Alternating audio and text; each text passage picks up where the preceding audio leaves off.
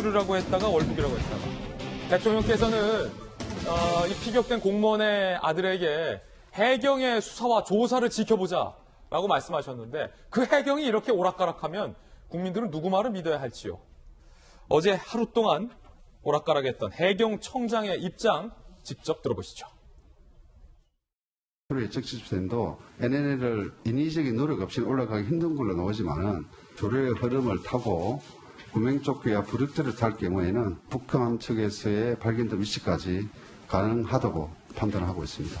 의 일부 정정 사항이 있어서 좀 말씀을 좀 드리겠습니다. 좀 오해가 있은 것 같은데 구명조끼를 입고 부력대를 타고 있을 경우에는 충분히 갈 수 있다는 답변을 좀 정정하고요. 인위적인 노력이 있는 경우에 이런 부분으로 좀 정정을 좀 하고 있습니다.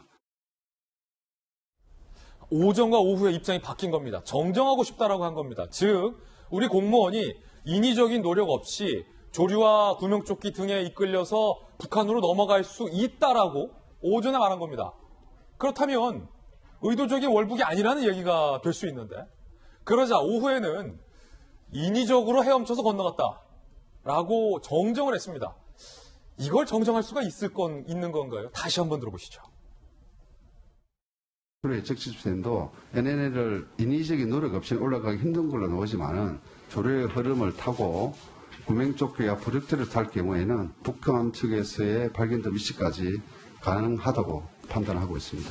의 일부 정정 사항이 있어서 좀 말씀을 좀 드리겠습니다. 좀 오해가 있은 것 같은데 구명조끼를 입고 부력대를 타고 있을 경우에는 충분히 갈 수 있다는 답변을 좀 정정하고요. 인위적인 노력이 있는 경우에 이런 부분으로 좀 정정을 좀 하고 있습니다. 자, 야당의 김병민 비대위원 오늘 출연하셨는데 예. 자, 정정할 게 따로 있지 인위적으로 건너갔느냐 자연적으로 표류했느냐를 정정했습니다. 네. 오해가 있는 것 같다라고 해경청장이 얘기했는데 글쎄요. 저희가 오전 발언 들었는데 네. 이게 오해가 있을 수 있는 발언입니까? 단순한 말실수로 보기 어려운 명확한 해경청장의 발언들을 우리 국민 모두가 지켜봤습니다. 그렇습니까? 권성동 국민의힘 의원이 자체적으로 조사를 좀 의뢰한 바가 있습니다. 사실 해경이 너무나 단정적으로 그 당시에 조류의 흐름 때문에 인위적인 노력 없이 북한에 있는 곳까지 가기 어렵다라고 단정적으로 정리를 해버렸고 유족들 입장에서는 여기에 두 번, 세 번 더 큰 고통이 주어진 거겠죠. 지금 유족이 주장하는 바에 따르면 실족의 가능성이 크다고 합니다. 그리고 실종됐던 시간에 대해서도 단정적으로 볼 것이 아니라 그 시간을 조금 1시간, 2시간, 3시간 정도의 여유를 가지고 판단해 보게 된다면 권성동 의원이 자체 의뢰했던 주사 결과에 따라서 실제 인위적인 노력이 없이도 조류의 흐름을 타고 북으로 건너갈 수 있는 가능성을 제시한 거죠. 해경청장도 오전에는 분명히 그렇게 말한 거죠. 그러니까 이런 자료를 바탕으로 시뮬레이션 결과로 이야기를 하게 되니까 해경청장도 여기에 대해서 그럴 가능성이 있다고 대답을 하게 된 거죠. 아니 그렇다는 의미는 예. 잠깐만 끊어갈게요. 인위적인 노력 없이 자연적으로 북한까지 떠내려갈 수 있다. 해경청장이 오전에 그렇게 분명히 답변을 한 걸로 들리는데 그렇다는 말은 인위적인 월북, 의지와 의도를 갖고 월북한 게 아니라 실족을 예컨대 했을 경우에 조류 때문에 북한까지 떠내려갈 수도 있다. 라는 얘기가 되는 거잖아요. 그게 바로 오전에 했던 답변으로 우리가 해석될 수 있는 거고 예. 만약 그 내용이 그대로 진행이 되게 된다면 문재인 정부의 해경에서 확정적으로 월북을 단정지었던 문제가 있었고요.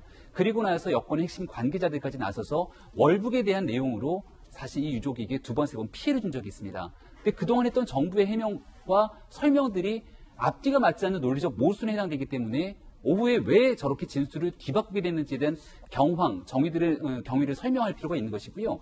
두 번째로 권성동 의원이 여러 가지 요목조목 짚어가면서 논리적인 근거를 제시한 것처럼 인위적으로 만약에 북으로까지 갖게 됐다라고 월북을 단정짓게 되는 해경의 설명이 있다면 여기에 대한 보다 구체적인 근거들을 제시해야 되는데 적어도 우리 국민들께서 보시기에 100% 납득할 만한 근거를 아직 해경이 제시하지 못하고 있다 이런 생각이 듭니다. 그렇군요. 김명민 박사님 개인 견해 주셨는데 이재명 기자, 저는 오전에 해경청장의 발언이 월북이 아니라 이른바 자연적인 표류의 가능성이 있다라는 얘기로 들었는데 혹시 해경청장의 오해가 있다고 하니까 듣는 사람에 따라서 다를 수도 있잖아요. 이재명 기자는 오전 발언은 어떻게 들었어요?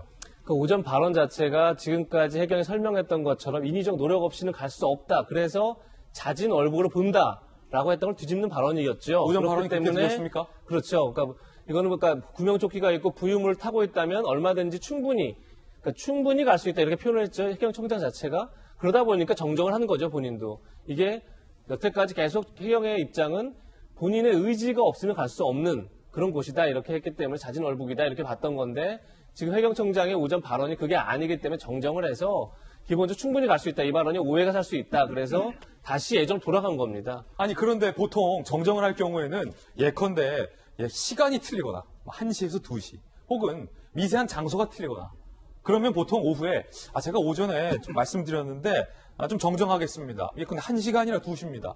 이런 수준은 정정하는데 표류해서 월북으로 정정을 했어요. 이례적인 정정 아닙니까? 그냥 이례적일 뿐 아니라 이건 사실 그냥 주관적인 것들을 판단하고 또 주관적인 본인 얘기했다가 다시 그걸 정정하는 그러니까 굉장히 글쎄요. 그러니까 이게 처음에 이제 해경에서 중간 수사 결과 발표를 통해서 월북 정황을 여러 가지 얘기를 하면서 본인의 인위적 노력을 얘기했던 거죠. 그랬더니 바로 실종 공무원의 아들이 편지를 통해서 반박을 하죠. 아버지가 전문적으로 수영을 배운 적이 없다. 그런데 38km를 어떻게 헤엄쳐서 갈 수 있느냐. 그리고 반박을 했는데 거기에 대해서 사실 해경청장이 어떻게 보면 답변하는 건데 그게 구명조끼와 부유물이 있으면 충분히 갈 수 있다. 이렇게 이제 답변하는 거죠. 그런데 아무리 봐도 뭔가 좀 설명이 좀 안 되는 거죠. 이게 인위적 노력이라는 게 과연 그냥 떠서 갈 수 있다는 게 인위적 노력은 아닐 테니까. 그러니까 결국은 글쎄 지금 여러 번 저희가 얘기를 했지만 월북 정황이라고 할 수 있는 가장 핵심은 아무래도 이제 북한 군이 서로 오간 감청 정보일 텐데 그 감청 정보가 얼마나 정확한 건지 알 수 없는 상황에서 결국 많은 정황 증거들을 월북에 끼워 맞춘 것 아니냐 이런 의혹이 점점 커지고 있는 거죠. 그러다 보니까 해경도 지금 청장 자체도 자꾸 이렇게 답변이 오락가락하면서 오히려 신뢰도를 떨어뜨리고 있는 상황인데 뭐 조금 전 김진애 앵커도 얘기했지만 사실 문재인 대통령이 실종 공무원 아들한테 한 얘기는 해경의 최종 조사 결과를 지켜보자, 기다려보자는 건데 이렇게 오락가락한 상황에서 과연 해경의 최종 결과가 나온들 그걸 신뢰할 수 있느냐 이런 문제가 반드시 제기될 것 같습니다. 이제